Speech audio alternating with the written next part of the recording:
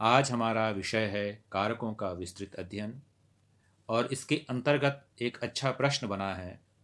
कारक किसे कहते हैं? कारक कितने होते हैं? उदाहरणों द्वारा विस्तृत अवबोधन। यह एक ऐसा महत्वपूर्ण विषय है जो Rajasthan, CTET, Haryana TET, UP TET के अलावा सभी तरह की प्रतियोगी परीक्षाओं के लिए, उसमें यूजीसी नेट, संस्कृत टीजीटी और पीजीटी, यहाँ तक कि आयोग के द्वारा जो असिस्टेंट प्रोफेसर की वैकेंसी निकलती है उसमें भी प्रभावी है। उम्मीद करता हूँ आप सब लोगों को यह वीडियो अच्छा लगेगा और यदि यह वीडियो आपको अच्छा लगे तो ज़रूर सब्सक्राइब करें, कमेंट करें, लाइक करें और शेयर करें। आइए हम अपने विषय की तरफ आगे बढ़ते हैं। विषय है कारक परिचय। कारक परिचय के अंतर्गत प्रथम प्रश्न बनता है जो हमने पहले ही आपको बताया था, कारक किसे कहते हैं। तो कारक किसे कहते हैं के लिए महर्षि पतंजलि ने महाभाष्य में कहा है, क्रियायाः निर्वर्तकम कारकम। क्रिया के निर्वर्तकम, निर्वर्तक शब्द का अर्थ होता है बनाने वाला। क्रिया के बनाने वाले को कारक कहते हैं। ठीक है, तो प्रश्न का उत्तर हुआ कारक किसे कहते हैं, तो उसका उत्तर हुआ क्रियायाः निर्वर्तकम कारकम। क्रिया के बनाने वाले को कारक कहते हैं। अब थोड़ा कारक शब्द की प्रकृति और प्रत्यय पर भी विचार कर लें। कारक शब्द की प्रकृति है, धातु है डुक्रिय करणे, और प्रत्यय हुआ णुल, और सूत्र है णुल त्रिचौ, योर नाको से उको अक, अचोनीति से वृद्धि, कारक आपका शब्द बना। अगला प्रश्न था कारक कितने होते हैं। तो उसके लिए पाणिनीय व्याकरण के अनुसार, पाणिनीय व्याकरण की दृष्टि में जिनका क्रिया के निर्माण में साक्षात संबंध है उन कारकों की संख्या 6 होती है। कर्ता, कर्म च करणम च, संप्रदानम तथैव च, अपादानादिकरणम च, षड्विधम कारक मुच्यते। ठीक है, कर्ता, कर्म, करण, संप्रदान, अपादान, अधिकरण, ये 6 कारक होते हैं। कारकों के संदर्भ में मैं एक बात और कहना चाहूँगा, विभक्तियाँ 7 होती हैं। प्रथमा व्यक्ति कर्ता कारक में होती है, द्वितीया व्यक्ति कर्म कारक में होती है, तृतीया व्यक्ति कर्ण कारक में होती है, संप्रदान कारक में चतुर्थी विभक्ति होती है, अपादान कारक में पंचमी विभक्ति, संबंध कारक में षष्ठी विभक्ति, अधिकरण कारक में सप्तमी विभक्ति और संबोधन कारक में प्रथमा विभक्ति होती है। इस तरह से आपका प्रश्न का उत्तर हुआ कारक किसे कहते हैं, क्रियायाः निर्वर्तकम कारकम। एक बार आप मेरे साथ बोलिए, क्रियायाः निर्वर्तकम कारकम। कारक कितने होते हैं, तो कारक 6 होते हैं। कारकों की संख्या 6 है। कर्ता, कर्म, करण, संप्रदान, अपादान, अधिकरण। संबंध और संबोधन का कारक में परिगणन नहीं होता है। क्यों नहीं होता है? क्योंकि इनका क्रिया के निर्माण में साक्षात संबंध नहीं है। ठीक है, अब आइए पुनः कारक किसे कहते हैं, तो क्रियायाः निर्वर्तकम कारकम इति। क्रियायाः निर्वर्तकम कारकम इति, यह परिभाषा पतंजलि की है। इस परिभाषा को समझना है। क्रिया के निर्माण करने वाले को कारक कहते हैं। तो इसके लिए उदाहरण है, रामः पुस्तकं पठति। रामः पुस्तकं पठति, राम पुस्तक पढ़ता है। प्रस्तुत वाक्य में पढ़ना क्रिया का निर्माण तब तक संभव नहीं है, प्रयोग संभव नहीं है, जब तक प्रस्तुत वाक्य में राम न हो, पुस्तक न हो। अर्थात पढ़ने के लिए कोई व्यक्ति होना चाहिए जो व्यापार करने वाला हो, तो राम है। और उस व्यापार करने वाले के लिए कोई बहुत इष्टतम होना चाहिए जिसको पढ़े, वो पुस्तक होनी अनिवार्य है। अर्थात राम और पुस्तक के बिना पठते क्रिया का निर्माण नहीं हो पाता। इसलिए राम और पुस्तक कारक हैं। और कारक कौन कौन से हैं? राम कर्ता कारक है, पुस्तकम कर्म कारक है। अब नीचे जो लाइन है, एक तिंग वाक्यम, वाक्य के लिए एक तिंग का होना आवश्यक है। तिंग का मतलब है क्रियापद, धातु रूप, लकार, तिप तस जी, सिप थस थ, मिप वस मस, त आताम छ, थास आथाम ध्वम, इट वही महिं। ये जो 18 प्रत्यय से बनने वाले परस्मय पद अथवा आत्मनेय पद, इसको तिंग कहा जाता है।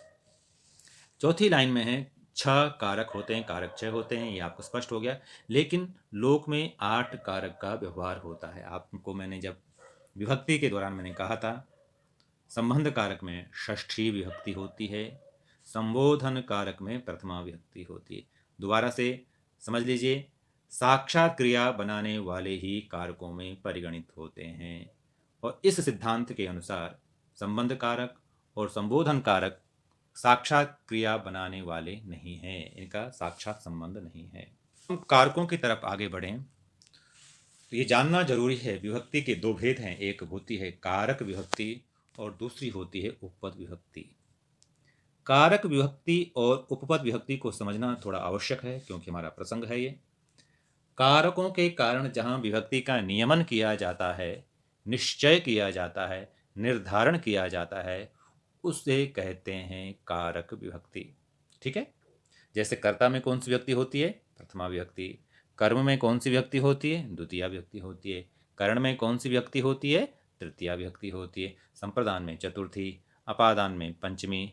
इस तरह से जो कारकों के कारण जहाँ विभक्ति का निश्चयन होता है, निर्धारण होता है, उसे कहा जाएगा कारक विभक्ति। अगला जो भेद है उपपद विभक्ति का, उपपद विभक्ति को समझने के लिए आपको उपपद शब्द पर विचार करना होगा। उपपद का अर्थ है, उप का मतलब समीप और पद का मतलब शब्द।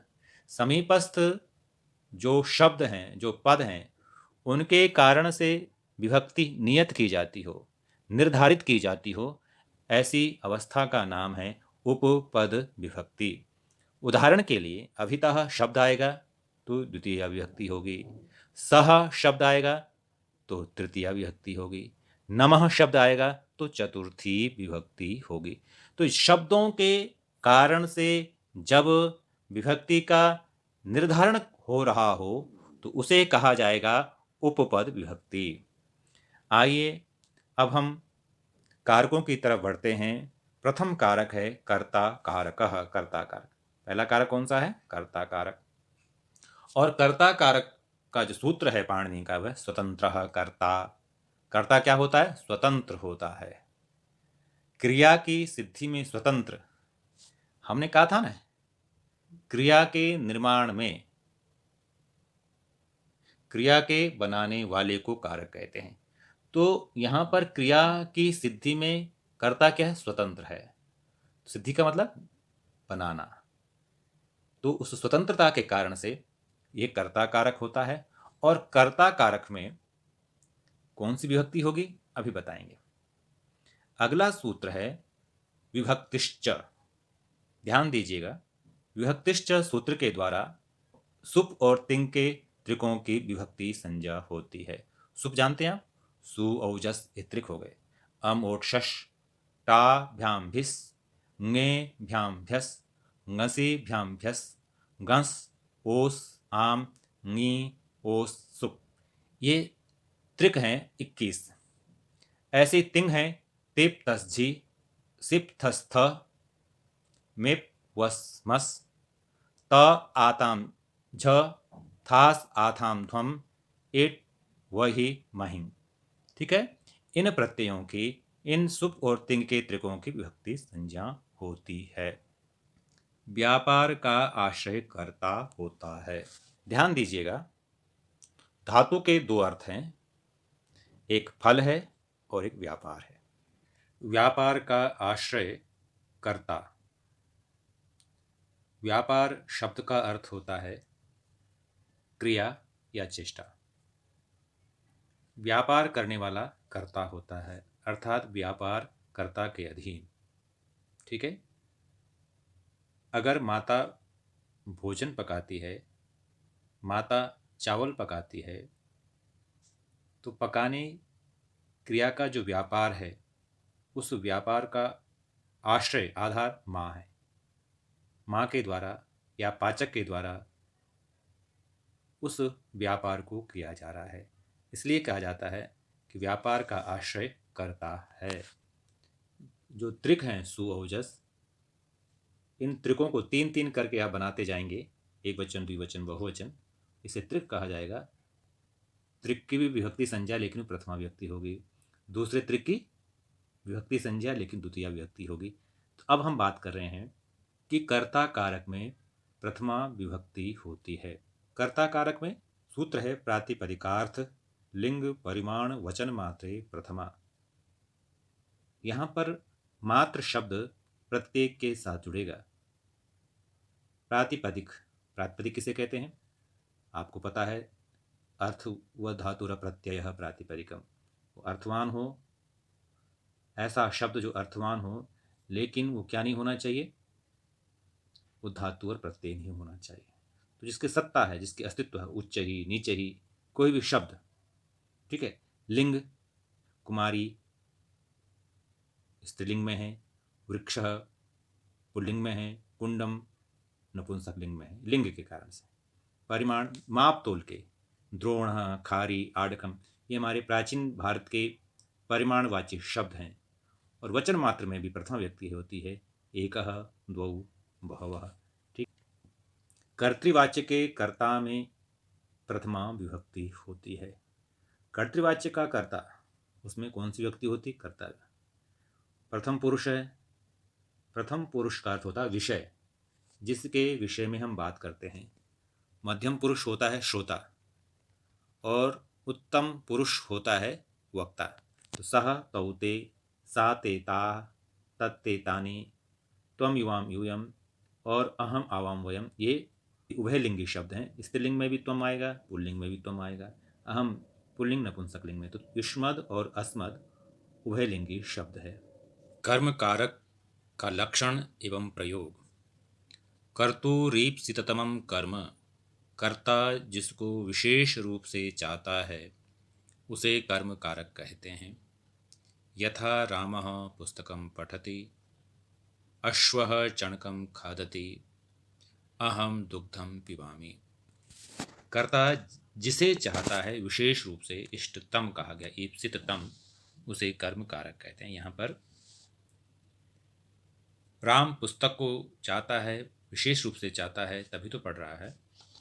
चणकम अश्व के लिए, चणकम विशेष रूप से आकर्षण का विषय है, विशेष रूप से उसे चाहता है, इसलिए पुस्तकम और चणकम की कर्म संज्ञा हुई। अब कर्मणि द्वितीया से द्वितीय विभक्ति होती है, लेकिन कैसे कर्म में, अनविहित कर्म में द्वितीय विभक्ति होती है। सा पुस्तकं पठति, स रामं पश्यति, ते प्रश्नं पृच्छन्ति। यहाँ पर जो द्वितीय विभक्ति हुई है, इसका नियामक है, इसे समझने के लिए आपको अनविहित कर्म समझना कि अनविहित कर्म से क्या मतलब है, क्या तात्पर्य है। पाणिनि का सूत्र है तीसरे अध्याय के चौथे पाद में, लह कर्मणि च भावे चा कर्म केभ्यः, सकर्मक धातुओं से लकार कर्ता और कर्म में होते हैं। दूसरा, अकर्मक धातुओं से लकार कर्ता और भाव में होते हैं। सकर्मक धातुओं से लकार कर्ता और कर्म में होते हैं, अकर्मक धातुओं से लकार कर्ता और भाव में होते हैं। अब प्रश्न है, सकर्मक किसे कहते हैं? तो फल और व्यापार का आश्रय जब भिन्न भिन्न हो तो उसे सकर्मक कहते हैं, ठीक है। जब फल और व्यापार का आश्रय भिन्न भिन्न हो तो उसे सकर्मक धातु कहते हैं। व्यापार का आश्रय कर्ता होता है, ठीक है, जरूर याद रखना। व्यापार का आश्रय क्या है? जब कर्ता होगा, और फल का आश्रय जब कर्म होगा तो वो धातु सकर्मक होगी। धातु के दो अर्थ होते हैं, फल और व्यापार।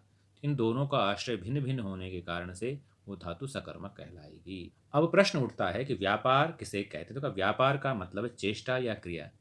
क्रिया सदा क्रिया में रहती है, अर्थात क्रिया कर्ता आश्रित रहती है। माता ओदनम पचति, इस वाक्य में पचति क्रिया का आधार करता है। धातु अर्थ दो हैं, फल और व्यापार। फल अर्थात परिणाम का आश्रय कर्म होता है। फल का आश्रय कर्म होता है। फल मतलब परिणाम। विक्लिति अर्थात चावलों का गलना, वो ओदन में होता है, भात में होता है। अर्थात फल किस में घटित हो रहा है? कर्म में। व्यापार किस में हो रहा है? कर्ता में। अतः पचति क्रिया सकर्मक है। जब फल और व्यापार का आश्रय एक हो तो ऐसी धातु अकर्मक कहलाती है। रामः शेते, प्रस्तुत वाक्य में शयन व्यापार का आश्रय भी राम है और फल अर्थात सुख तृप्ति का आश्रय भी राम है। मतलब रामः शेते, जो शयन क्रिया कर रहा है, शयन क्रिया का जो व्यापार है वो राम के अधीन है। और सोने का फल क्या है? सुख से सोना, आराम से सोना, थोड़ा मस्ती सुख उसको आया। इस सुख की अनुभूति, ये फल किसको मिल रहा है? राम को ही मिल रहा है। इसलिए क्या हो गया? फल और व्यापार का आश्रय राम है। तो जिन धातुओं का फल और व्यापार का आश्रय एक ही हो, ऐसी धातु अकर्मक कहलाती है। रामः पुस्तकम पठति, वाक्य में अनभिहित कर्म की पहचान हेतु पठति क्रियापद का अवलोकन विशदतया करना अनिवार्य है। ध्यान दीजिएगा, पठति में लकार के स्थान पर तिप कर्ता में उक्त होने के कारण ही कर्तरी शप से शप विकरण आया है। समझ में आया कुछ? अभिप्राय यह है, पठति में जो तिप आया है, वो तिप जब आपने धातु लस्य लेके आए हैं तो लस्य के स्थान पर जो लह कर्मणि च भवे च कर्म के व्य तिप तज जो तिप आया है वो किस में आया? कर्ता में। अर्थात लकार में जो तिप आया है वो लकार कर्ता में उक्त। कैसे पता लगा? जब आपने पठ प्लस तिप हो गया और तिप के कारण से कर्तरी होने के कारण से कर्तरी शब्द से शप आया, ये तिप में क्या हो गया? कर्ता उक्त हो गया। तो या तो कर्ता उक्त होगा या कर्म उक्त होगा। तो यहाँ पर जब कर्ता उक्त है तो कौन अनुक्त हो गया? कर्म। तो पठति में कर्म अनुक्त होने के कारण से जो कर्म है कर्तुरी प्रथम कर्म और कर्मणि द्वितीया से वहाँ पर पुस्तक को द्वितीया व्यक्ति पुस्तकम बन गया है। अतः रामः पुस्तकम पठति में कर्म अनभिहित है, अनुक्त है। अनुक्त कर्म के कारण पुस्तक में द्वितीया विभक्ति हुई है। कि दो प्रकार की विभक्ति है, कारक विभक्ति और उपपद विभक्ति। कर्तो रिप्सिततमम, ये जो कर्म है, कर्म होने के कारण से कर्मणि द्वितीय विभक्ति। रामः पुस्तकम पठति, अहम दुग्धम पिबामि, ते गृहम गच्छन्ति, ये कर्म है। कर्म कारक के कारण से यहाँ पर कर्मणि द्वितीय से द्वितीय विभक्ति, ये कारक विभक्ति है। लेकिन उपपद विभक्ति का मतलब शब्द विशेष के कारण से जब विभक्तियों का निर्धारण किया जाए तो उसे उपपद विभक्ति कहते हैं।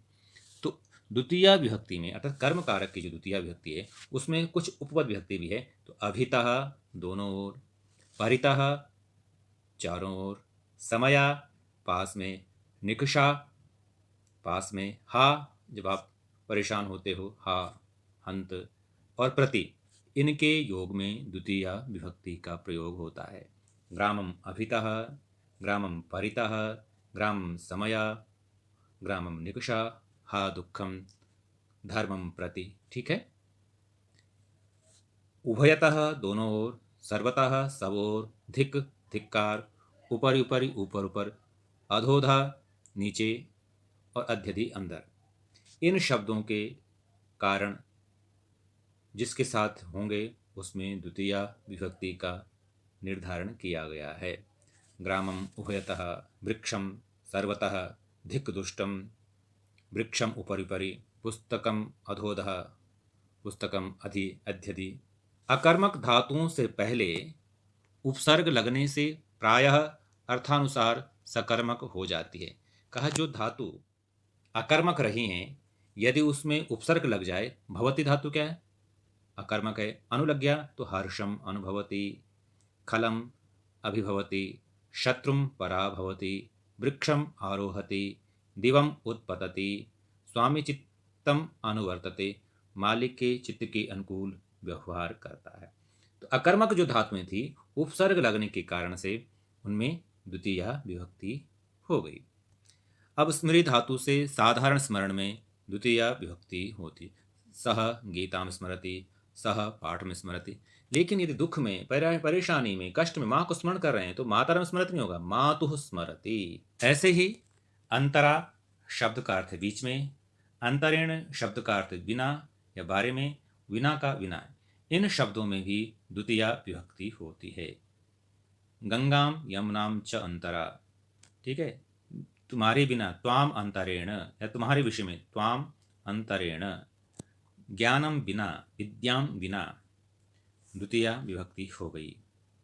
अगला है सूत्र अधिशीं स्था साम कर्म। अगर अधिशी, अधिष्ठा, अध्यास, इन धातुओं का जो आधार है उस आधार में भी कर्म हो जाएगा, और कर्म होने के कारण से द्वितीया विभक्ति। सह आसनम अधिशेते, सह आसनम अधितिष्ठति, सह आसनम अध्यास्ते, द्वितीया विभक्ति हो गई। शब्दों में, इन धातुओं में उस आधार को कर्म हो जाएगा, कर्म होने के कारण से द्वितीया विभक्ति का प्रयोग हो जाएगा। आइए प्रयोग देखते हैं, कर्म प्रयोग के उदाहरण। सह पुस्तकम पठति, पुस्तकम में कर्म है। अहम रामम पश्यामि, रामम कर्म है, द्वितीया विभक्ति। शिष्याः प्रश्नं पृच्छन्ति, प्रश्न कर्म है, द्वितीया विभक्ति। नृपम अभितः परितः समया निकषा, ठीक है, राजा के चारों ओर। बुभुक्षितम न प्रतिभाति किंचित, तो प्रति आया है तो द्वितीया विभक्ति का प्रयोग। गृहं गच्छति, वनं विचरति, तृप्तिं याति, निद्रां याति, हर्षम अनुभवति, सह खलम अभिभवति, वृक्षम आरोहति, दिवम उत्पतति, सह पाठम स्मरति, परंतु खेत के साथ षष्ठी विभक्ति। अभिनिविशश्च, अभिनिविश धातु का जो आधार है उसमें भी कर्म हो जाएगा, और कर्म होने के कारण से उसमें द्वितीया विभक्ति। अभिनिवशते सन्मार्गम, ठीक, सप्तमी प्राप्त थी, कर्म होने के कारण से द्वितीया। उपानवध्यांग वसः, आधार में द्वितीया विभक्ति होगी जब उपवसति, अनुवसति, अधिवसति, आवसति धातु होगी। उदाहरण है हरि ही वैकुंठम उपवसति, ठीक है, हरि ही वैकुंठम अनुवसति, अधिवसति, आवसति। लेकिन एक बात ध्यान रखना, ये आधार में ही द्वितीय व्यक्ति होगी, लेकिन इनका जब आधार होगा, लेकिन वने उपवसति, यहाँ उपवसति का अर्थ आधार नहीं है, उपवास करना, तो यहाँ पर वने उपवसति सप्तमी विभक्ति होगी। ध्यान रखना, जब रहना अर्थ होगा तब तो कर्म बन जाएगा, जब उपवास करना, भूखा अर्थ होगा, तब वने उपवसति, अर्थात वहाँ सप्तमी की सप्तमी रहेगी। कालाध्वनोरत्यंत संयोगे, काल और अध्वावाची जो शब्द हैं, काल का अर्थ है समय का, समय को कहते हैं, अध्वा मार्गवाची। अत्यंत संयोग हो, जब निरंतर कार्य हो रहा हो तो उसमें भी द्वितीया विभक्ति होती है। जैसे मासम पठति, मास भर पड़ा है वो, तो मासम पठति। क्रोशम गच्छति, कोश भर जाता है। क्रोशम कुटिला नदी, अत्यंत संयोग के साथ, कोश भर बिल्कुल जो है ना टेढ़ी मेढ़ी नदी है। अब ध्यान रखना, इन उपसर्गों के साथ इन अर्थों में द्वितीया विभक्ति होती है जब अनु शब्द का अर्थ बाद में हो और अनु शब्द का अर्थ घटिया भी होता है। उपशब्द का अर्थ समीप भी, घटिया अति, बढ़कर, अभी, समीप। जपम अनुप्रावर्षत, जप के बाद वर्षा हुई। अनुहरिम सूराह, हरि अर्थात विष्णु से जो देवता हैं वो थोड़ा निम्न है। नदीम अनुसेना, नदी के पीछे या नदी के पास, नदी के बाद में सेना है।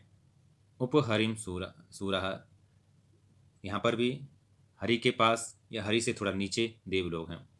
अति देवान कृष्ण, कृष्ण जो देवों से बढ़ कर के। भक्तो हरिम अभिवर्तते, भक्त हरि के पास है। भक्तो हरिम अभिवर्तते, ठीक है। अब यहाँ पर आपने द्विकर्मक धातु सुनी होगी। द्विकर्मक धातुओं से यहाँ पर मतलब है कि जिन धातुओं के दो कर्म होते हैं वह हैं द्रुहि, दुहि, याचि, रुचि, दुह्याचि, रुधि, प्रचि, भिक्षि, चियाम, उपयोग, निमित्तम, पूर्व विधौ, ब्रुविशासि गुणेन च यत् सचते तदकीर्तितम आचरितम कविना। ये कारिका है अकथितम च सूत्र में। तो दुह, याच, पच, दंड, रुध, प्रच, चे, ब्रू, शास, जे, मथ, मुष, नी, ह्री, कृष, वह, ये धातुएं विकर्मक धातु हैं। इनके दो दो कर्म, जैसे गाय से दूध होता है, गाम दोग्धी पयः, गाम में भी द्वितीया विभक्ति, पया में भी द्वितीया विभक्ति, दो कर्म है यहाँ पर। दो कर्म होने के कारण दोनों जगह द्वितीया विभक्ति। बलिम याचते वसुधाम, वसुधा से बलि मांगता है। तंडुलान ओदनम पचति, चावलों से भात पकाता है। गर्गान शतम दंडयति, गर्गों को 100 रुपये का दंड देता है। व्रजम अवरुणद्धि गाम, गायों को ब्रज में रोकता है, जहाँ पर गायों का भाड़ा है उसे ब्रज कहते हैं, और उसमें गायों को ठहराता है। माणवकम पंथानम पृच्छति, दोकर में बच्चे से रास्ता पूछता है। वृक्षम अवचिनोति फलानी, पेड़ों से फल चुनता है। माणवकम धर्मम ब्रूते, माणवक को धर्म बताता है, शास्त्री का अर्थ बताना। शतम जयति देवदत्तम, देवदत्त से 100 रुपये जीतता है। सुधाम क्षीर निधिम मथनाति, ठीक है, समुद्र से अमृत को मथता है। देवदत्तम शतम उष्णाति, देवदत्त से 100 रुपये चुराता है। अब नी ह्री कृष वह, इन धातुओं का अर्थ ले जाना होता है। तो अजाम ग्रामम नयति, अजाम ग्रामम हरति, अजाम ग्रामम कर्षति, अजाम ग्रामम वहति। तो दो कर्म होने के कारण से इन धातुओं को द्विकर्मक कहा जाता है। तीसरा कारक है कर्ण कारक। कर्ण कारक के लिए सूत्र है साधकतमम करणम।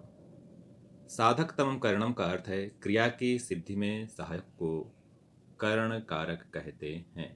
और उस कर्ण कारक में तृतीया विभक्ति होती है कर्तृकर्णयो तृतीया से। कर्ण कारक में कर्तृकर्णयो तृतीया से तृतीया विभक्ति होती है। कर्णत्व या क्रिया विशेषणत्व के कारण, या तो कारणत्व हो, साधन हो, या वो क्रिया का विशेषण हो, तो भी उसमें तृतीया विभक्ति होती है। कर्मवाच्य और भाववाच्य के कर्ता में भी तृतीया विभक्ति होती है। ठीक है, कर्मवाच्य और भाववाच्य के कर्ता में भी तृतीया विभक्ति होती है। रामेण पुस्तकम पठ्यते बालकेन स्थीयते। उन सूत्रों को पहले से आप ध्यान रख लीजिएगा। साधक तमम करणम, ठीक है, क्रिया की सिद्धि में जो साधक तम है, साधन तम है, सर्वश्रेष्ठ साधन है, महत्वपूर्ण साधन है, उसे कर्ण कारक कहते हैं। प्रकृत्यादिभ्य उपसंख्यानम, प्रकृत्यादिभ्य उपसंख्यानम का अर्थ है जैसे वो स्वभाव से सरल है, तो ऐसे प्रयोग। स्वभाव क्या है, एक प्रकृति होती है, एक आपका स्वभाव होता है, तो उसमें तृतीय विभक्ति के लिए सूत्र है, उसमें तृतीय विभक्ति के लिए वार्तिक है प्रकृत्यादिभ्य उपसंख्यानम। आप प्रकृति से साधु हैं, प्रकृतिया साधु स्वभावेन सरला, ठीक है, ऐसे जो प्रयोग होंगे उसमें तृतीया विभक्ति हो जाएगी। अपवर्गे तृतीया, अपवर्ग का अर्थ है जो काम आपने किया है लेकिन उसका परिणाम भी आपको मिला है। मन पूर्वक, स्मरण पूर्वक, समझ पूर्वक यदि आप पढ़ते हैं, आपने 1 महीने तक पढ़ाई की और वो पढ़ाई आपने की, तो वो पढ़ाई आपको, वो किताब आपको समझ में भी आ गई, वो आपको स्मरण, पारायण ना हो अभी तो आपने उसको समझा भी हो, वो आपके दिमाग में भी आ जाए, उसकी पंक्तियाँ आपको स्मरण है, तो वहाँ पर अपवर्गे तृतीया से तृतीया विभक्ति होगी। जैसे मासेन पठति, मास भर पढ़ा है और उस पढ़ने का उसको परिणाम मिला, उसको वो विषय स्पष्ट होता चला गया। मासेन पठति। अगला है सहयुक्ते अप्रधाने, सहयुक्ते प्रधाने, सह के योग में भी, सह, समम, साकम, सार्थम, इसका अर्थ साथ, तो वह राम के साथ जाता है। सह रामेण सह, रामेण साकम, रामेण सार्थम, रामेण समम। एनांग विकार, एनांग विकार का मतलब जिससे अंग का विकार, शरीर के अंग में विकृति का पता चल रहा हो, उसमें भी तृतीया विभक्ति होती है। जैसे वह आंख से काना है, अक्षणा काणः, कानों, कान से बहरा है, कर्णेन बधिरः, पादेन खंजः। ऐसे प्रयोग में तृतीया विभक्ति होगी एनांग विकारः से। ठीक है, समझ में आ रहा है। इत्तम भूत लक्षण है, इस प्रकार के लक्षण जिससे बोध हो रहा है, उसकी पहचान हो रही है। जैसे शिखा से हिंदू मालूम पड़ता है, शिखया हिंदू, ठीक है। कमंडलुना ब्रह्मचारी, हेतु, हेतु के कारण भी तृतीया, ज्ञानेन वसति, ज्ञान के कारण यहाँ पर रहता है। गम्यमानापि क्रिया कारक विभक्तो प्रयोजिका, तो जो गम्यमान क्रियाएं हैं उनकी कारक विभक्ति की प्रयोजिका जो है होती है, उसमें भी तृतीया विभक्ति होती है। अब अलम शब्द का अर्थ है निषेध, बस और मत। तो अलम श्रमेण अलम और कृतम का एक ही अर्थ हो जाता है। अलम श्रमेण, कृतम अत्यादरेण। ल्यप प्रत्यय भी अलम अनया संभाव्य। अब ल्यप प्रत्यय भी हो जाता है इसकी जगह पर अलम अनया संभाव्य, अलम अन्यथा संभाव्य। ठीक है, कुछ उदाहरण अभी हम आपको देने वाले हैं इसके। जैसे कंदुकेन क्रीडति, गेंद से खेलता है। इससे खेलता है कंदुकेन क्रीडति, ये हो गया साधन है। दंडेन चलति, ठीक है, दंडे से चलता है। अगला है प्रकृत्या साधु, प्रकृत्या दिभ्य उपसंख्यानम, ठीक है, सुखेन जीवति, बिल्कुल वही हो गया। नामना रामो, ये नाम से ये राम है, ये नाम राम वाला है। तो नामना शिव अयम, नामना सीता इयम, ऐसे आप प्रयोग कर सकते। गोत्रेण काश्यपः, ठीक है, वह मासेन ग्रंथो अधीतः। तो माँ ये हो गया आपका अपवर्गीय तृतीया, मास भर इसने ग्रंथ पढ़ा तो ग्रंथ आपको स्मरण भी हो गया। दशभी दिन ही आरोग्यम लब्धवान, तो 10 दिनों तक आप में आपको स्वास्थ्य आपका ठीक हो गया, तो दशभी दिनी अपवर्गीय तृतीया। पित्रा सह साकम सार्धम समम व गृहम गच्छति, वाक्य यदि बनाया जाता है कि पिता के साथ घर जाता है तो बनेगा पित्रा सह साकम सार्धम समम व गृहम गच्छति। ठीक है, अब है एनांग विकारा, एनांग विकारा का आंख से काणा है, नेत्रेण काणः, ठीक है, पादेन खंजा। इत्थम भूत लक्षण, जटाभि तापसा, जटाओं से सन्यासी मालूम पड़ता है, साधु मालूम पड़ता है, ठीक है, मैंने कहा था ना। अब है चोटी से हिंदू मालूम पड़ता है, तो शिखया हिंदू। अध्ययनेन वसति, ठीक है, अध्ययन के कारण हेतु में तृतीय विभक्ति हो जाएगी। किम, कार्यम, अर्थः, प्रयोजनम, गुणः के साथ तथा किम क्री धातु के साथ तृतीया। ये ध्यान रखना, किम हो, कार्यम हो, अर्थ हो, प्रयोजनम हो और गुण, और धातु किम प्लस क्री धातु के साथ तृतीया विभक्ति होती। कब होती? यदि इन शब्दों का अर्थ प्रयोजन या लाभ अर्थ हो। ठीक है, अब एक वाक्य है, मूर्ख पुत्र से क्या लाभ या मूर्ख पुत्र से क्या प्रयोजन, तो हो जाएगा मूर्खेण पुत्रेण किम, मूर्खेण पुत्रेण किम कार्यम, मूर्खेण पुत्रेण को अर्थ, मूर्खेण पुत्रेण किम प्रयोजनम, मूर्खेण पुत्रेण को गुणः, मूर्खेण पुत्रेण किम क्रियते। वाह, ठीक है। पृथक विना नाना, पृथक विना नाना तृतीयान्यत्रस्याम, पृथक विना नाना, पृथक विना और तुल्यार्थक शब्दों के साथ तृतीया विभक्ति होती है। जैसे राम से अलग, रामेण पृथक, प्रिया से अलग, प्रियया वियोगः, ज्ञान के बिना, ज्ञानेन विना, कृष्ण के समान, कृष्णेन तुल्यः। एक बात और ध्यान रख लीजिएगा, पृथक और बिना के साथ द्वितीया और पंचमी भी होती है, तो क्या होगा? रामात् पृथक, रामम पृथक, प्रिया प्रियायाः वियोगः, प्रियां वियोगः। ठीक है, ये आपको पृथक और बिना के साथ तृतीया तो होती है, साथ में द्वितीया और पंचमी भी होती है। अगला है कर्तृकर्णयोः तृतीया, कर्णत्व या क्रिया विशेषणत्व के कारण तृतीया विभक्ति होती है। ठीक है, अब ये क्रिया विशेषण क्या क्या हो सकता है, ये आपको थोड़ा ध्यान रखना है कि जैसे कार्य करने के ढंग, जैसे विधिना यजते, विधि पूर्वक यज्ञ करता है। ठीक है जी, जिस मूल्य से कोई वस्तु खरीदी जाए, जैसे एक प्रश्न होता है, कियता, कितने मूल्य से खरीदी यह पुस्तक, कियता मूल्येन क्रीतम पुस्तकम, तो उत्तर दिया शतेन। ठीक है, यात्रा के साधन में, यात्रा के साधन है, जैसे रथेन चलति, रथ से जाता है, विमानेन विगाहमानः, हवाई जहाज से घूमने वाला, घुमा जा रहा है। ठीक है, वाहनार्थक धातु के साथ धोने के साधन में तृतीया विभक्ति होती है। जैसे स्कंधेन, कंधे से, शत्रुम बहति, शत्रु को ढो रहा है। भर्तुराज्ञाम मूर्धना आदाय, पति की आज्ञा को सिर से स्वीकार की। शपथ अर्थ में, शपथ की वस्तु में, जैसे मैं जीवन, अपने जीवन की शपथ ले रहा हूँ, तो जीवितेन शपामि, क्या हो गया?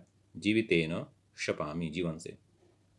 आत्मना शपे, आत्मा से शपथ ले रहा है वो। ठीक है, युक्त और हीन अर्थ में, युक्त और हीन अर्थ में भी,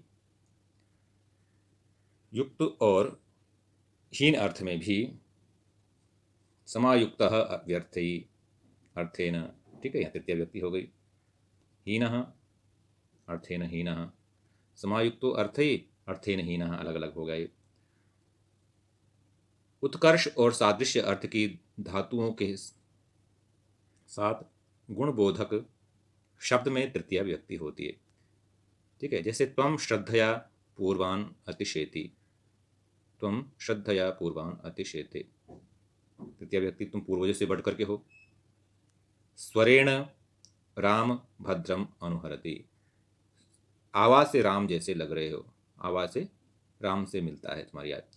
अस्य मुखम मातु मुखेन संवदति, ध्यान रखना, अस्य मुखम मातु सुखेन संवदति, संवदति का अर्थ मिलान, इसका मुख तो माँ के मुख से मिल रहा है। मातु मुखेन, पितुः मुखेन, भ्रातुः मुखेन, पितुः मुखेन, मातुः मुखेन, ठीक है।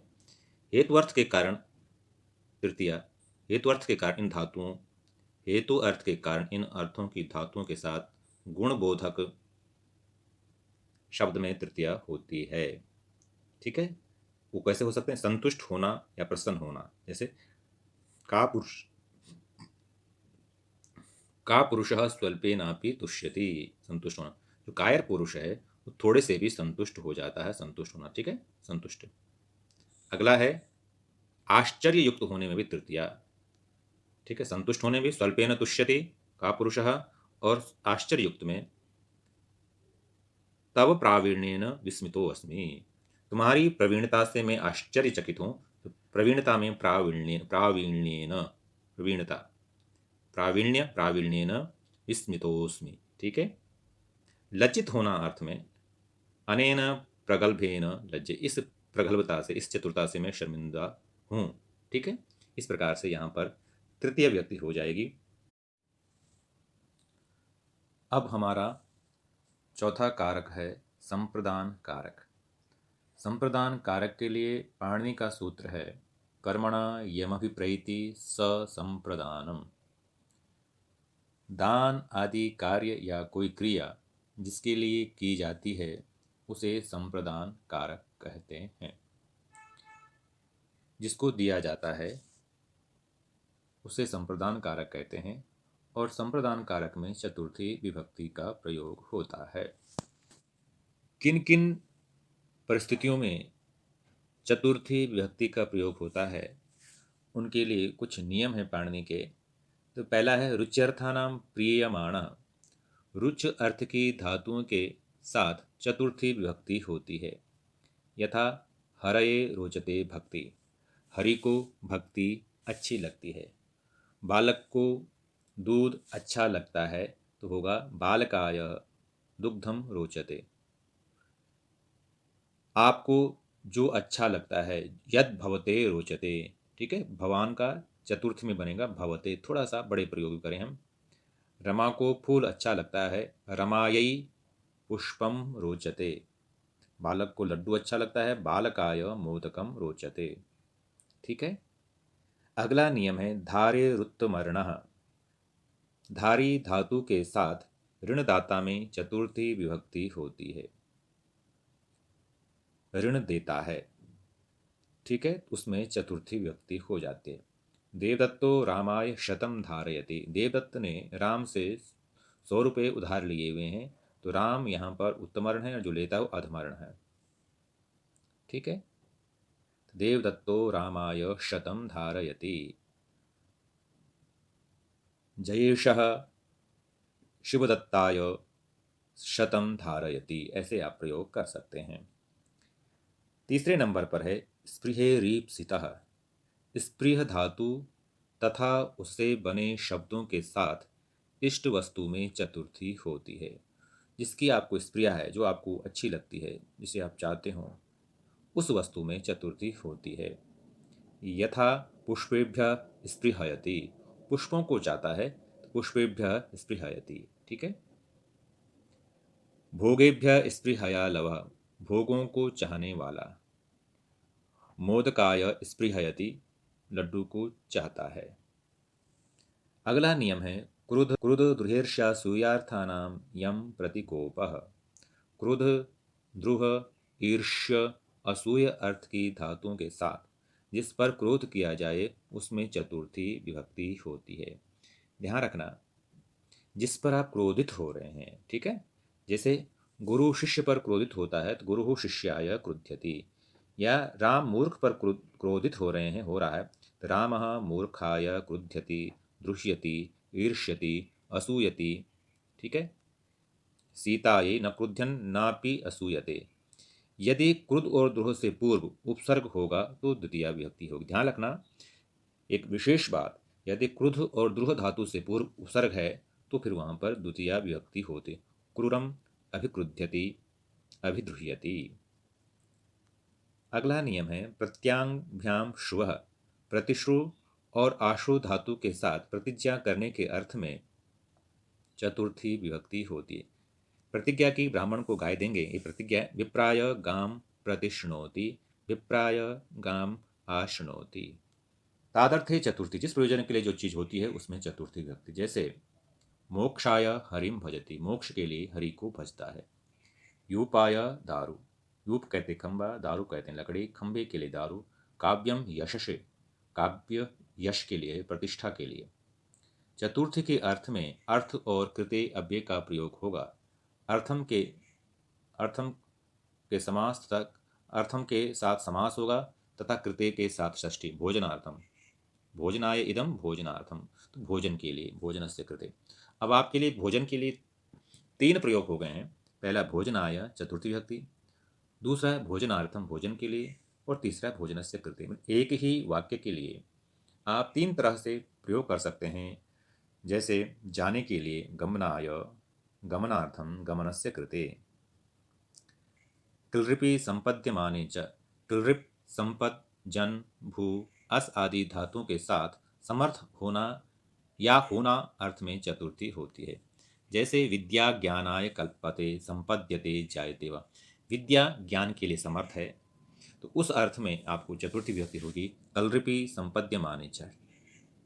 अब है कल्प से रक्षणाय, तुम रक्षा करने में समर्थ हो तो होगा कल्प से रक्षणाय, ठीक है।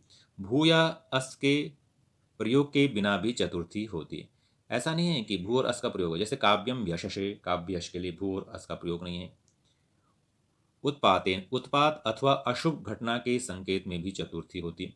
ये प्रयोग आपके आ सकते हैं। वाताय कपिला विद्युत, वाताय वात के लिए कपिला विद्युत का चमकना। हित और सुख के साथ चतुर्थी होती है। यथा ब्राह्मणाय हितम सुखम, बालकाय हितम बालकाय सुखम, ठीक है। आगे बढ़ते हम, इन नियमों को आपको याद रखना है। क्रियार्थोपपदस्य च कर्मणि स्थानिनः, इस बात का विशेष ध्यान रखना। यदि तुमन प्रत्यांत धातु का अर्थ गुप्त हो, तुमन प्रत्यय जाने के लिए, तो यदि तुमन प्रत्यांत धातु का अर्थ गुप्त हो तो कर्म में चतुर्थी होती है। जैसे फलम आने तुम याति होना चाहिए, तो कहा फलेभ्यो याति। यहाँ पर तुमन प्रत्यय जो है का प्रयोग छुपा हुआ, स्थानीय अप्रयुज्यमानस्य, तो उस कर्म में चतुर्थी हो जाएगी, फलेभ्यो याति। बनाय गाम मुमोच, जंगल में चरने के लिए गाय को छोड़ा तो बनाय गाम मुमोच। तुमर्थाच भाव वचनात्, तुमुन अर्थ में घय प्रत्यय होगा तो भी चतुर्थी होगी। तुमुन अर्थ में यदि घय प्रत्यय होगा तो भी चतुर्थी। से यागाय याति, यष्टुम याति, या नमः स्वस्ति स्वाहा स्वधा अलम वषट योगाच। नमः के साथ चतुर्थी होती है, स्वस्ति के साथ, स्वाहा के साथ, स्वधा के साथ, अलम के साथ। और अलम शब्द के कई सारे अर्थ हैं। जब अलम का वस अर्थ होगा तो कौन सी व्यक्ति होगी? तृतीया। लेकिन जब अलम शब्द का अर्थ पर्याप्त होगा, समर्थ होगा, तो चतुर्थी। तो गुरवे नमः, गणेशाय नमः, पित्रे नमः, आचार्याय नमः, तुभ्यम नमः, तेभ्य नमः, ये बन जाए। पुत्राय स्वस्ति, बालकाय स्वस्ति, शिष्याय स्वस्ति। स्वाहा, अग्नि के लिए स्वाहा। नमः, गुरुवे, नमः का अर्थ है नमस्कार, गुरु को नमस्कार, गुरवे नमः। आचार्य को नमस्कार, आचार्याय नमः। शिव को नमस्कार, शिवाय नमः। गणेश को नमस्कार, गणेशाय नमः। पुत्र को स्वस्ति, पुत्र का कल्याण हो तो पुत्राय स्वस्ति। शिष्य का कल्याण हो, शिष्याय स्वस्ति। बालक का कल्याण हो, बालकाय स्वस्ति। छात्र का कल्याण हो, छात्राय स्वस्ति। स्वाहा, अग्नि के लिए स्वाहा, आहुतियां दी जाती है ना, अग्नये स्वाहा, अग्नि के लिए स्वाहा। सोम के लिए स्वाहा, सोमाय स्वाहा। प्रजापति के लिए स्वाहा, प्रजापतये स्वाहा। इंद्र के लिए स्वाहा, इंद्राय स्वाहा। ऐसे स्वधा, पिता के लिए, पितरों के लिए स्वधा, पितृभ्य स्वधा, ठीक है। वषट भी आहुति का प्रकार है, इंद्राय वसट। वषट भी आहुति का ही प्रकार है, इंद्राय वषट।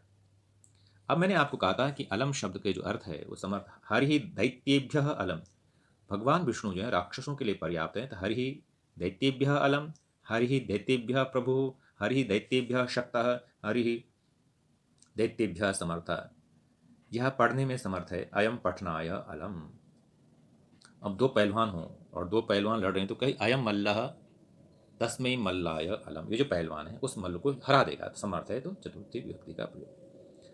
अब है नमस्कृति के साथ द्वितीय। एक बात ध्यान रखना, नमः के साथ चतुर्थी विभक्ति होती, लेकिन अगर नमस्कार होती तो का एक नियम उपपद विभक्ति है, कारक विभक्ति बली ऐसी। तो नमस्करोति देवान, यहाँ पर नमस्करोति देवान होगा, देवों को नमस्कार करता है। नमः तक तो चतुर्थी होती, नमः देवाय या नमः देवेभ्य, लेकिन करोति का प्रयोग होगा तो नमस्करोति देवान। इसलिए आपने सुना होगा, पढ़ा होगा, मुनि त्रयम नमस्कृत्य, तीनों मुनियों को नमस्कार करके। ठीक है। प्रणाम करना अर्थ वाली धातु हैं कुछ, प्रणम, प्रणिपत आदि धातुओं तथा इनके संज्ञा शब्दों में द्वितीय और चतुर्थी दोनों होती है। प्रणम और प्रणिपत आदि धातुओं इनके संज्ञा शब्दों के साथ द्वितीय भी होती है, चतुर्थी। न प्रणमंती देवताभ्य, ठीक है, देवताओं को प्रणाम नहीं करते। ताम प्रणनाम, लिट्लकार का प्रयोग है, उसे प्रणाम किया। प्रणिपत्य सुरास्तस्मै, देवताओं ने उसे प्रणाम किया। ठीक है, ये चतुर्थी में। धातारम प्रणिपत्य, धाता विधाता को प्रणाम करके। अस्मै प्रणामम अकर्मम, यहाँ चतुर्थी होगी, इसके लिए प्रणाम। अर्थात प्रणाम अर्थ की जो धातुएं हैं, प्रणम और प्रणिपत, इनमें दोनों ही प्रकार, प्रणाम अर्थ के लिए जो धातु हैं प्रणम और प्रणिपत, इन धातुओं से दोनों ही प्रकार के प्रयोग और इनके बने हुए संज्ञावाची शब्दों से द्वितीय विभक्ति भी होती है और चतुर्थी विभक्ति भी होती है। आशीर्वाद अर्थक स्वागतम और कुशलम आदि के चतुर्थी और षष्ठी दोनों प्रयोग हैं। जैसे बालकाय कुशलम, बालकस्य कुशलम, बालकाय स्वागतम, बालकस्य स्वागतम। ऐसी अलम प्रभु आदि तथा प्रभु धातु के साथ चतुर्थी, प्रभु मल्लो मल्लाय, प्रभोति मल्लाय। ठीक है। क्रिया यमभिप्रेति, कहना अर्थ की धातुओं कथ, ख्या, शंस, चक्ष और निवेदी आदि के साथ तथा भेजना अर्थ की धातुओं प्र, ही, विसृज आदि के साथ चतुर्थी विभक्ति होती। जैसे प्रयोग कहना, बालकों से कहता है, बालकाय कथयति। ठीक है। यहाँ पर दिया हुआ एक प्रयोग, मैथिलाय कथयाम बभूव स, आख्यायी में वो भगवान उग्र रूप, होम वेलाम गुरवे निवेदयामि, यज्ञ के समय गुरु जी से निवेदन करूँगा। भोजेन दूतो राघवे विशिष्टा, रघु के लिए भेजा भोजन है, तो जिसमें भेजा जाए, जिसे उसमें चतुर्थी विभक्ति है। मन्य कर्मण्यादरे प्राणिषु, अनादर अर्थ में मन धातु के साथ द्वितीय और चतुर्थी दोनों होते हैं। तृणम मन्ने न त्वाम तृणाय मन्ने, मैं तुझे तिनका भी नहीं समझता हूँ। अब एक बात ध्यान रखना, गत्यर्थ कर्मणि द्वितीय चतुर्थी चेष्टाया मनध्वनि, गत्यर्थक धातुओं के साथ कर्म में द्वितीय और चतुर्थी होती यदि चेष्टा हो तो। अगर चेष्टा हो गई तब वहां पर द्वितीय भी हो सकती, चतुर्थी भी। से ग्रामम गच्छति ग्रामाय गच्छति, वनम गच्छति वनाय गच्छति। लेकिन यदि कोई चेष्टा नहीं, आप मन में कह रहे हो मनसा हरिम व्रजति, तब द्वितीय ही होगी, पंथानम गच्छति। ठीक है। अपादान कारक का सूत्र है ध्रुवमपाये अपादानम, जिससे कोई वस्तु आदि अलग हो रही हो उसे अपादान कारक कहते हैं।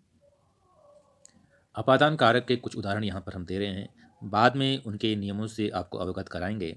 वृक्षात पत्रम पतति, पेड़ से पत्ता गिरता है, वृक्षात अपादान कारक, अपादान कारक के कारण यहाँ पर पंचमी विभक्ति।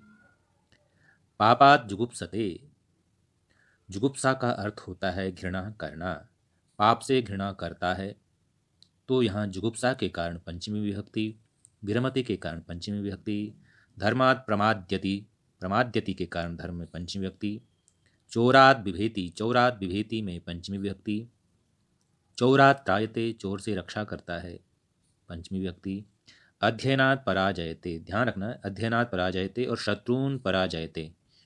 ठीक है, अध्ययन से पराजित होता है, पराजय रसोड़ः। यवेभ्य गाम वारयति, जो के खेत से गायों को हटाता है। मातुः निलीयते कृष्णः, माँ से कृष्ण छिपता है। अध्यापकात् अधीते, अध्यापक से पढ़ता है। हिमालयात् गंगा प्रभवति, हिमालय से गंगा निकलती है। पापात् जुगुप्सते, तो यहाँ पर नियम है, जुगुप्सा विराम प्रमादार्थानाम, एक वार्तिक है। जुगुप्सा का अर्थ घृणा, विराम का अर्थ रुकना और प्रमाद अर्थ की धातुओं और शब्द के साथ पंचमी होती है। इसलिए पापात जुगुप्सते, पाप से घृणा करता है। दुष्टात जुगुप्सते, दुष्ट से घृणा करता है। विरमति, धर्मात प्रमाद्यति, धर्म से प्रमाद करता है। अगला नियम है भीत्रार्थानाम भय हेतु।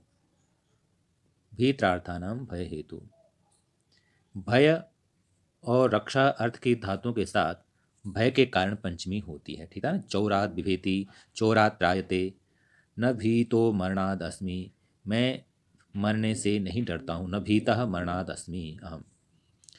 ठीक है। तो यहाँ पर भय और रक्षा अर्थ की धातु से पंचमी विभक्ति। पराजय रसोड़ः, पराजी के साथ असह्य अर्थ में पंचमी होती है। अध्ययनात् पराजयते, जिसको सहन नहीं कर पाता, पढ़ाई से हार जाता है। लेकिन जैसा कि मैंने पीछे ही बताया था, परंतु शत्रुन पराजयते, शत्रुओं को हराता है। यहाँ द्वितीया होगी। वारणार्थानाम इप्सितः, जिस वस्तु से किसी को हटाया जाए उसमें पंचमी होती है। यवेभ्य गाम वारयति, जौ के खेत से या जौ से गाय को हटाता है। पापात निवारयति, पाप से हटाता है। ठीक है।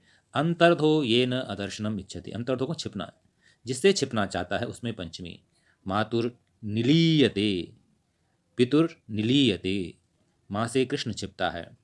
अब जिसे पढ़ा जाता है उसे कहा जाता है उपाध्याय। आख्यातोपयोगे, नियम पूर्वक जिसे आपने विद्या पढ़ी है उसमें पंचमी व्यक्ति। उपाध्यायात अधीते, उपाध्याय से पढ़ता है। मया तीर्थात अभिनय विद्या शिक्षिता, मैंने गुरु से अभिनय विद्या का ग्रहण किया।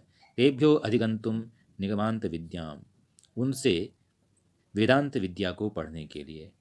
जनिक कर्तुः प्रकृति ही और भुवः प्रभवः, उत्पन्न या प्रकट होना अर्थ वाली जन और भू आदि धातुओं के साथ पंचमी होती। ब्रह्मणः प्रजाः प्रजायन्ते, ब्रह्मा से प्रजा उत्पन्न हुई है। ठीक है। जनि कर्तुः प्रकृति। हिमवतो गंगा प्रभवती, हिमालय से गंगा निकलती है। उद्भवती उद्गच्छति।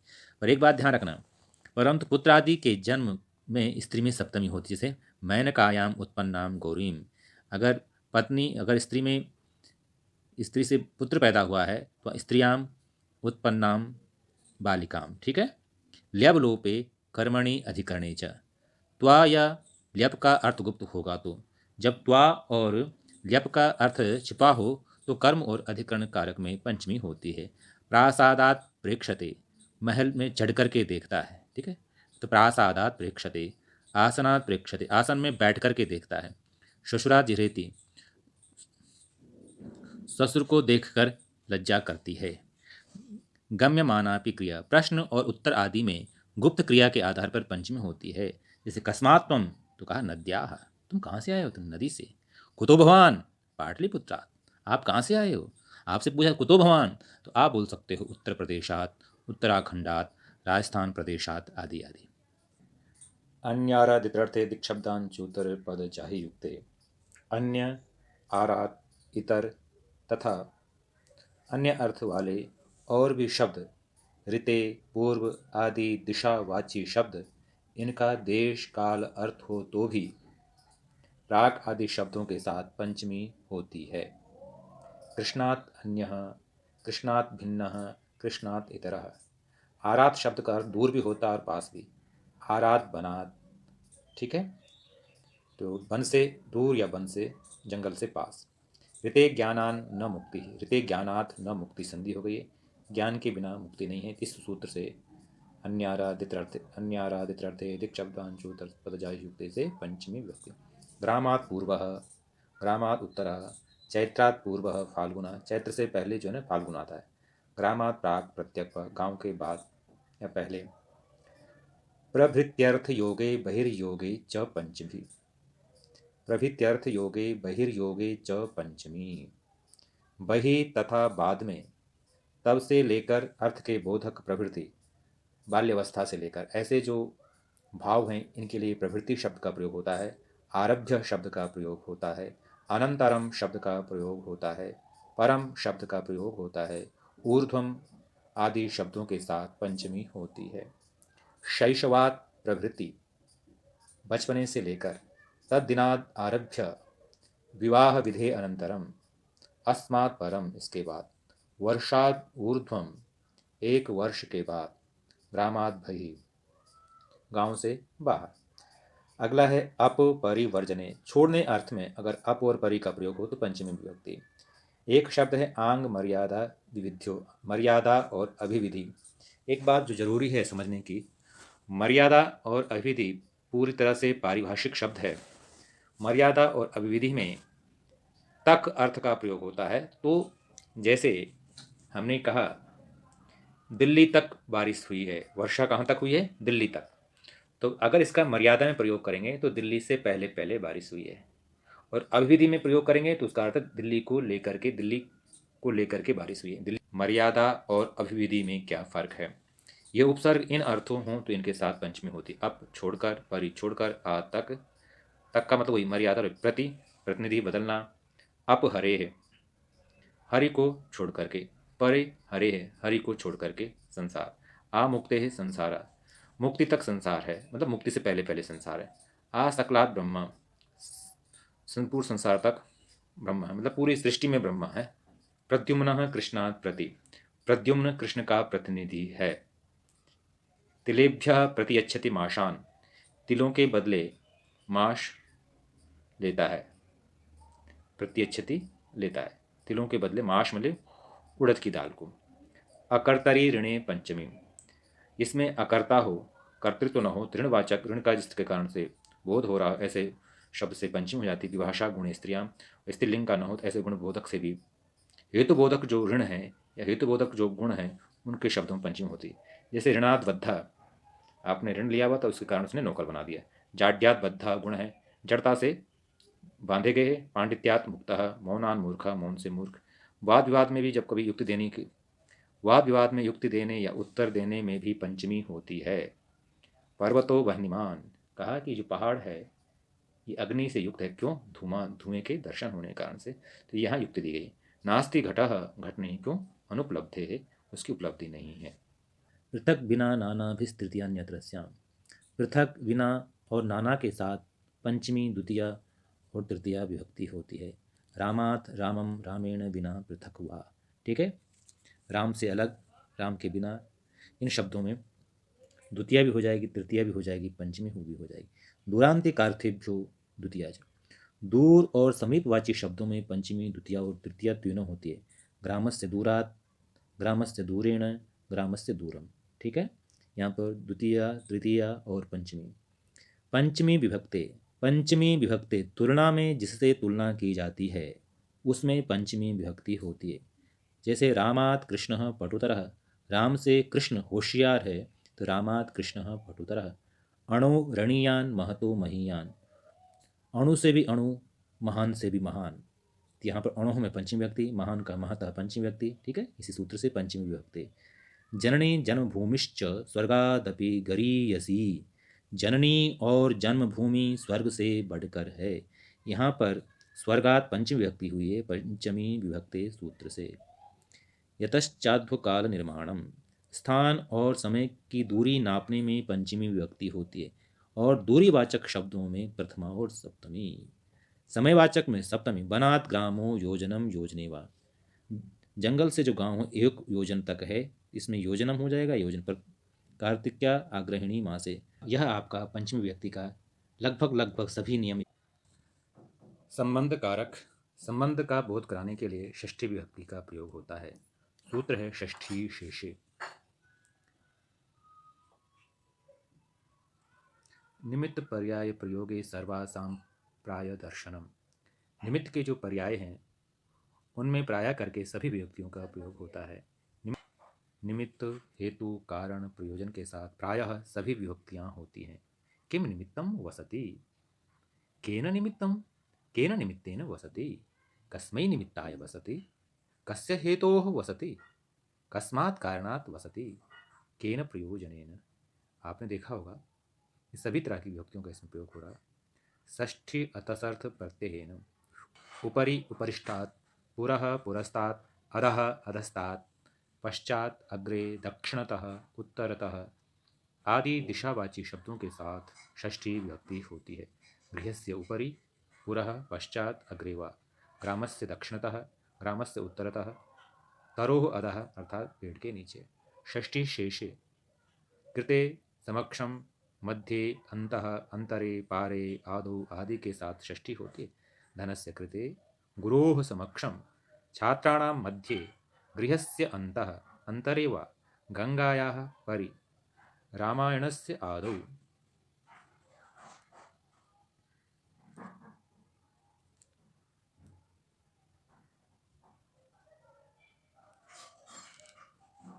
येन पा द्वितीया, येन प्रत्ययांत दिशावाची दक्षिणेन, उत्तरेण आदि के साथ षष्ठी और द्वितीया होती है।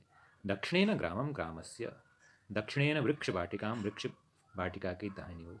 दूरांतिकार्थी षष्ठी, दूर और पर्यायवाची शब्दों के साथ षष्ठी और पंचमी दोनों होती है। ग्रामस्य, ग्रामाद् वा दूरम, समीपम, निकटम, पार्श्वम, सकाशम वा। अधिगर्थ देशाम कर्मणि, स्मरण करना, दया करना और स्वामी होना, इन अर्थ वाली धातुओं के साथ कर्म में षष्ठी होती है। मातुः स्मरते, रामस्य दयमानः, अयम गात्राणाम इष्टे, यह अपने अंगों का स्वामी है। यतश्च निर्धारणम, बहुतों में से एक को छांटने में, जिसमें से छांटा जाए उसमें षष्ठी और सप्तमी दोनों विभक्तियां होती हैं। कवीनाम कविषु वा कालिदासः श्रेष्ठः, छात्राणाम छात्रेषु वा रामः श्रेष्ठः। ठीक है। कर्तृकर्मणोः कृति, ये बहुत ही महत्वपूर्ण सूत्र है। कृदंत शब्दों के कर्ता और कर्म में षष्ठी होती है। कृततिंग अर्थात जो प्रत्यय तिंग रहित है, उन प्रत्ययों को कृत कहा जाता है। त्रिच प्रत्यय का त्रि बचता है, वो कृत प्रत्यय है। तिन का ति, अच का अ, घय का अ, लुट का अन, नुल का अक आदि, उन्हें कृदंत कहते हैं। अब शिशोह शयनम, शिशु का सोना। तो शयन जो है कृदंत प्रयोग है, तो यहाँ पर कर्ता और कर्म, शिशु के इसमें षष्ठी विभक्ति का कारण है। कर्तृकर्मणोः कृति। पुस्तकस्य पाठः, पाठः घय है, कृदंत होने कारण से पुस्तक में षष्ठी विभक्ति। शास्त्राणाम परिचयः, यहाँ पर शास्त्र में जो षष्ठी विभक्ति का कारण है कृदंत प्रत्यय, और कृदंत प्रत्यय होने कारण से कर्तृकर्मणोः कृति से षष्ठी विभक्ति हुई है। दुःखस्य नाशः, यहाँ पर घयंत प्रत्यय है, तो नाशः के कारण दुख में षष्ठी विभक्ति। ग्रंथस्य प्रणेता, त्रिच प्रत्यय है, ग्रंथ के प्रणेता तो हो गया ग्रंथस्य प्रणेता। कवेः कृति, त्रिच कृति तिन, स्त्रियां तिन तिन। जनानाम पालकः अणुल।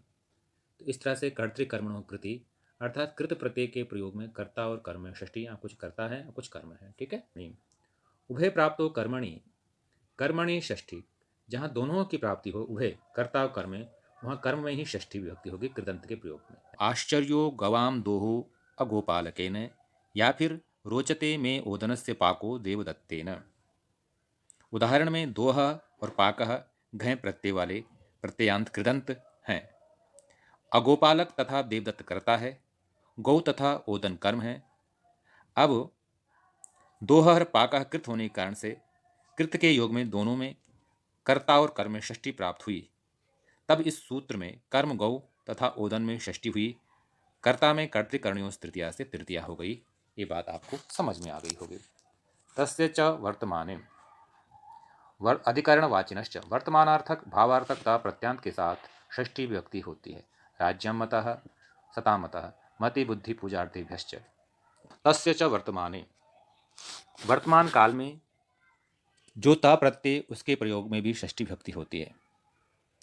सामान्यतः जो बाद में आने वाला सूत्र है, न लोकाव्यय निष्ठा खलर्तृणाम से निष्ठा संजक होने से त प्रत्यय के प्रयोग में षष्ठी विभक्ति प्राप्त नहीं थी, तो यहाँ वर्तमान काल में भी त प्रत्यय में प्राप्त करा दी। मति बुद्धि पूजार्थे व्यश्च से वर्तमान काल में ता प्रत्यय विहित है।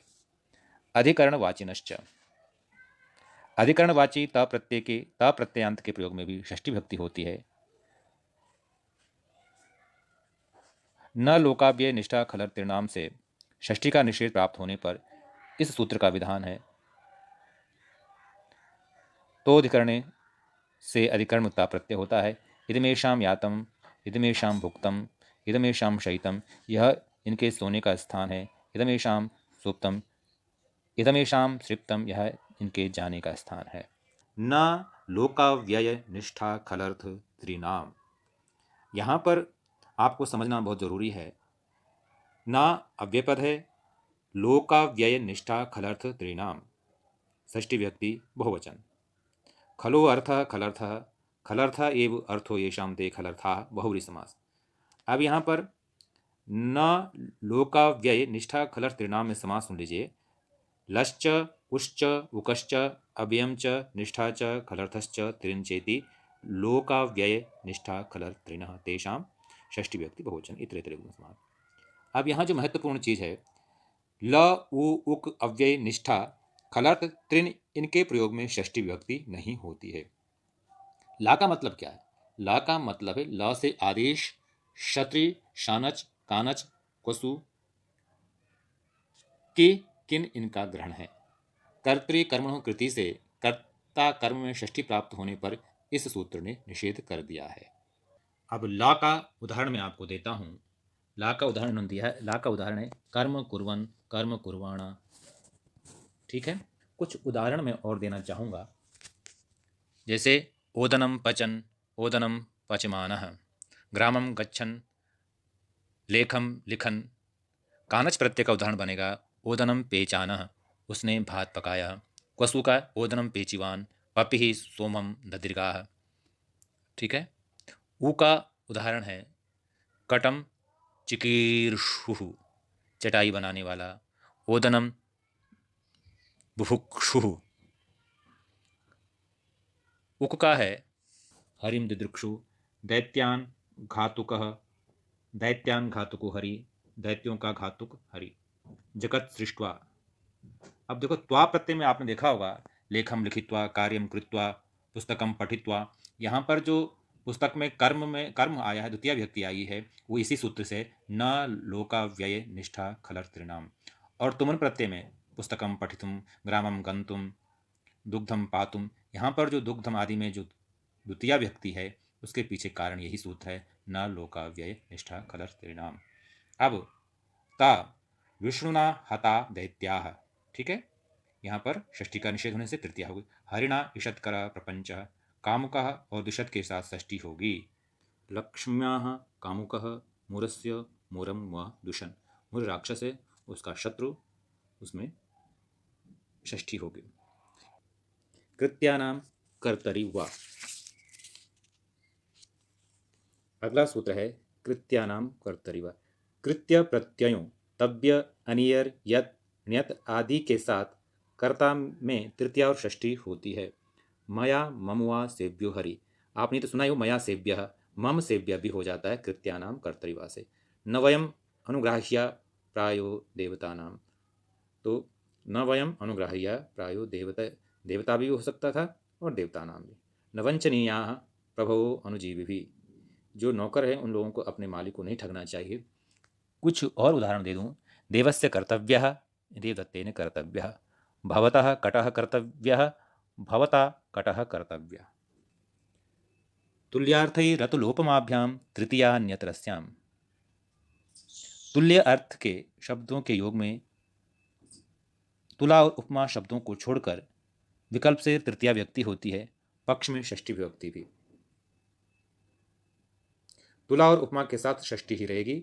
ठीक है, उदाहरण के लिए कृष्णस्य कृष्णेन वा तुल्यः सदृशः समो वा, कृष्ण के सदृश। तुल्यो देवदत्तेन तुल्यो देवदत्तस्य, सदृशो देवदत्तेन सदृशो देवदत्तस्य, ऐसे उदाहरण कर सकते हैं आप। चतुर्थी चाशिष्यायुष्य मद्र भद्र कुशल सुखार्थ हितई। आशीर्वाद देने में आयुष्यम भद्रम कुशलम सुखम हितम आदि के साथ चतुर्थी और षष्ठी होती है। कृष्णस्य कृष्णाय वा कुशलम भद्रम वा भूयात्। आयुष्यम देवदत्ताय भूयात्, आयुष्यम देवदत्तस्य भूयात्। ठीक है। चिरम जीवितम देवदत्ताय, चिरम जीवितम देवदत्तस्य। मद्रम देवदत्ताय, मद्रम देवदत्तस्य। भद्रम देवदत्ताय, भद्रम देवदत्तस्य। कुशलम देवदत्ताय, कुशलम देवदत्तस्य। निरामयम देवदत्ताय, निरामयम देवदत्तस्य। सुखम देवदत्ताय, सुखम देवदत्तस्य। शम देवदत्ताय, शम देवदत्तस्य। अर्थो देवदत्ताय, अर्थो देवदत्तस्य। प्रयोजनम देवदत्ताय, प्रयोजनम देवदत्तस्य। हितम देवदत्ताय, हितम देवदत्तस्य। पथ्यम देवदत्ताय, पथ्यम देवदत्तस्य। व्यवहिर्पणोः समर्थयोः दिवस्तदर्थस्य और कृत्वोर्थ प्रयोगे कालेधिकरणे, इन स्थानों में षष्ठी होती है।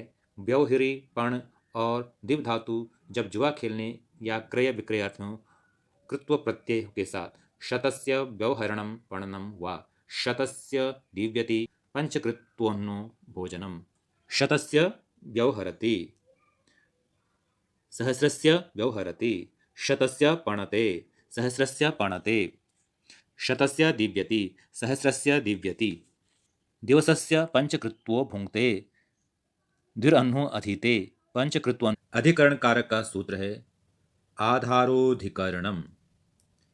किसी क्रिया के आधार को अधिकरण कारक कहते हैं। जहां पर या जिसमें वह कार्य किया जाता है। आधार के 3 प्रकार हैं: औपश्लेषिक, संयोग संबंध, वैषयिक, विषय में अभिव्यापक, व्यापक होकर रहना। इस बात को थोड़ा सा हम और विस्तार से समझते हैं। औपश्लेषिक आधार किसे कहते हैं? आधेय का जिसके साथ भौतिक संबंध हुआ करता है उसे औपश्लेषिक आधार कहा जाया करता है। जैसे कटे आस्ते, चटाई पर बैठा है। चटाई पर या चटाई में बैठने वाले का कट के साथ प्रत्यक्ष भौतिक संबंध है, अतः कट औपश्लेषिक आधार हुआ। दूसरा आधार है वैषयिक आधार। जो विषय को लेकर हुआ करता है उसे वैषयिक आधार कहते हैं।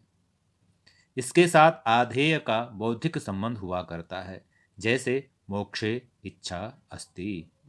ठीक है। और तीसरा जो आधार है अभिव्यापक। आधेय का जिसके साथ व्याप्य व्यापक भाव संबंध रहा करता है उसे अभिव्यापक आधार कहा जाता है। इसमें आधार के संपूर्ण अवयवों में व्याप्ति रहा करती है, जैसे तिलेषु तैलम, तिलों में तैल है। तिल ही अभिव्यापक आधार है, क्योंकि उसके सभी अवयवों में तैल व्याप्त है। इसी भांति सर्वस्मिन् आत्मा अस्ति, सर्व अभिव्यापक आधार ही है। तो इन तीनों प्रकार के आधारों की अधिकरण संज्ञा होती है। समझ में आ गया होगा आपको। अब सप्तम्यधिकरणे च सूत्र से तीनों प्रकार के आधार या अधिकरण में सप्तमी होती है। आसने उपविशति, स्थाल्यां पचति, मोक्षे इच्छा अस्ति, सर्वस्मिन् आत्मा अस्ति। ठीक है। इस प्रकार से इन तीनों प्रकार के आधार में सप्तमी विभक्ति होती है। वैषयिक आधारे विषय में बारे में तथा समय बोधक शब्दों में सप्तमी होती है। मोक्षे इच्छा अस्ति, प्रातः काले मध्याह्ने सायंकाले दिवसे रात्रौ वा कार्यं करोति, शैशवे यौवने वार्धके, आषाढ़स्य प्रथम दिवसे, आपने पढ़ा होगा मेघदूत, तस्य इन विषयस्य, त प्रत्ययांत के अंत में इन प्रत्यय होगा तो उसके कर्म में सप्तमी होगी। ध्यान रखना, अगर ता प्रत्यय है और उसके अंत में इन प्रत्यय लगा हुआ है उसके कर्म में सप्तमी होगी। अधीति व्याकरण में ध्यान रखना, अधीति व्याकरणे गृहीति षट्सु अंगेषु साधु असाधु प्रयोगे च, साधु और असाधु के साथ सप्तमी। साधु कृष्णो मातरे, असाधुर मातुले, निमित्तात् कर्मयोगे, जिस फल के लिए कोई काम किया जाता है उसमें सप्तमी होगी। चर्मणि द्वीपिनम हंति, ठीक है, चर्म के लिए हिरण को मारता है। दंतयोर हंति कुंजरम, ठीक है, केशेषु चमरीम हंति। तो ये प्रयोग आपको सप्तमी विभक्ति के लिए होगा। आयुक्त कुशलाभ्याम चा सेवायाम, साधु निपुणाभ्याम अर्चायाम। संलग्न अर्थ वाले शब्द व्यापृतः, आयुक्तः, लग्नः, आसक्तः, युक्तः, व्यग्रः, तत्परः आदि तथा चतुर अर्थ वाले शब्दों कुशलः, निपुणः, साधुः, पटुः, प्रवीणः, दक्षः, चतुरः आदि के साथ सप्तमी। गृह कर्मणि लग्नः, व्यापृतः, व्यग्रो वा, शास्त्रेषु निपुणः, प्रवीणः, दक्षो वा, इन सब में सप्तमी विभक्ति हो जाएगी। यतश्च निर्धारणम, जिससे निर्धारण किया जाता, बहुतों में से एक के छांटने में, जिसमें से छांटा जाए उसमें षष्ठी और सप्तमी विभक्ति होती है। छात्राणां छात्रेषु व रामः, कवीनां कविषु कालिदासः श्रेष्ठः वटुतमा। सप्तमी पंचम्यों कारक मध्य, समय और मार्ग का अंतर बताने वाले शब्दों में पंचमी और सप्तमी व्यक्ति होती है। अद्य भुक्त्वा अयम द्वह्ये द्वह्याद्वा भोक्ता, क्रोशे क्रोशाद्वा लक्ष्यम विद्धेत, कोस भर के लक्ष्य को बेंध देगा।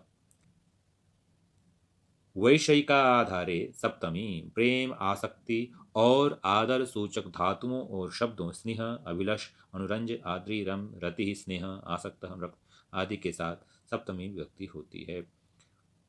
पिता पुत्रे स्नेहते, रहसि रमते, श्रेयसी रतः, दंड नीत्याम नात्यादृतो भूत।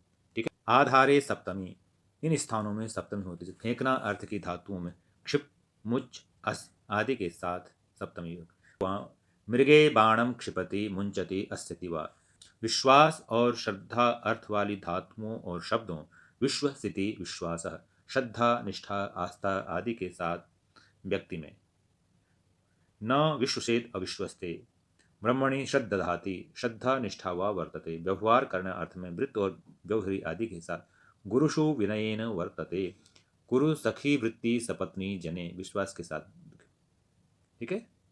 आधारे सप्तमी, इन स्थान पर सप्तमी होती है। ये धातु तथा उससे बने शब्दों के साथ।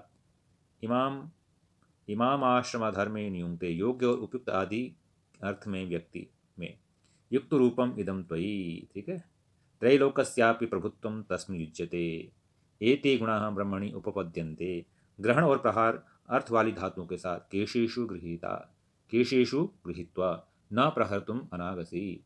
रखना अर्थ में मंत्रिणी राज्य भारम आरोप्य, सचिवे भारो न्यस्तः, अपराध के साथ षष्ठी और सप्तमी। कस्मिन्नपि पूजारे अपराधा शकुंतला, सुभगम अपराधम युवतिषु, अपराधोस्मि तत्र भवतः कर्णवस्य। षष्ठी चानादरे, अनादर अर्थ में षष्ठी और सप्तमी दोनों होती है। रुदति रुदतो वा प्राव्राजित, रुदति रुदतो वा प्राव्राजित, रुदते रुदतो वा प्राव्राजित, रोते हुए पुत्रादि को छोड़कर उसने संन्यास लिया। यस्य च भावेन भाव लक्षणम, बहुत महत्वपूर्ण है। एक क्रिया के बाद दूसरी क्रिया होने पर पहली क्रिया में सप्तमी होती है। कर्तृवाच्य में कर्ता और कृदंत में सप्तमी होगी।